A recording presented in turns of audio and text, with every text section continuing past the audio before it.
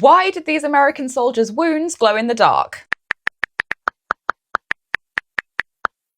The Battle of Shiloh took place in 1862 and is widely regarded as one of the harshest battles of the American Civil War, resulting in over 20,000 casualties on each side. When the battle was over, many wounded soldiers lay awaiting rescue overnight on the muddy, damp battlefield, and when darkness fell, they noticed something really strange.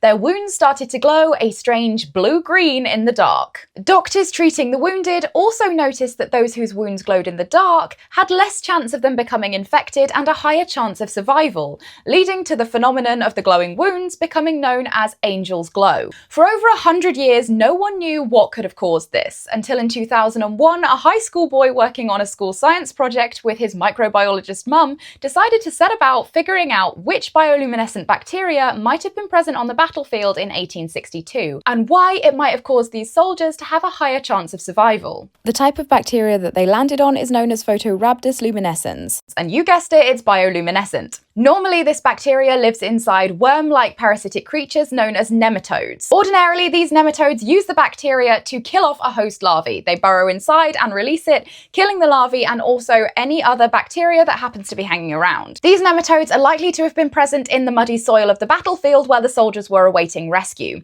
And instead of releasing the bacteria into a host larvae, they instead released it into the wounds of the wounded soldiers. However, unlike a host larvae, the soldiers experienced a positive effect of this, in that the releasing of the bioluminescent bacteria not only caused their wounds to glow, but also killed off any bacteria which may have caused the wounds to become infected, thus giving them less chance of developing an infection and a higher chance of surviving. However, in my mind, there's still just something really Scooby-Doo about imagining Civil War soldiers with glow-in-the-dark wounds.